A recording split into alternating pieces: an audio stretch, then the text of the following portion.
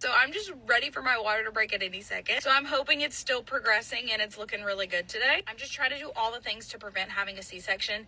And due to shoulder dystocia with my first, then I'm going to have a C-section if I'm not in labor by 39 weeks. And I really don't want that to happen. So we're just going to be positive going into this point. Another 37-week appointment. A lot going on with this one that I want to talk about, because here is somebody else that's hoping for outside of labor progression, which means nothing as far as your ability for your body to go into labor. This is somebody who doesn't want a cesarean, but yet has been told because of prior history that they have to have a cesarean because of risk of shoulder dystocia. Shoulder dystocia can happen with any size baby, by the way. And honestly, it can happen with smaller babies way more than bigger babies.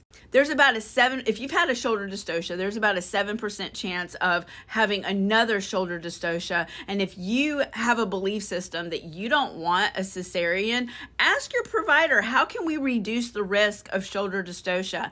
Ask about pushing positions. Ask about freeing the sacrum and not being on your back to narrow your pelvis while you're pushing. Ask about continuing education on shoulder dystocia.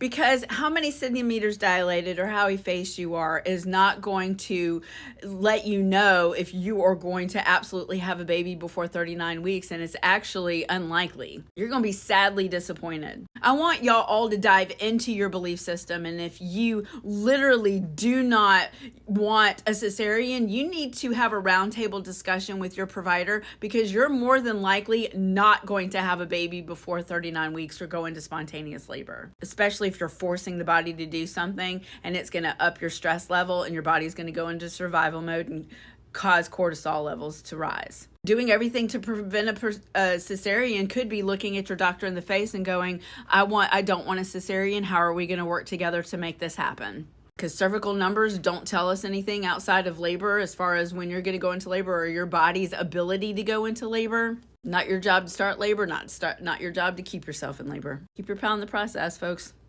Oh, side note, water breaking usually happens at the end of a labor, not at the beginning. Thank you, Hollywood.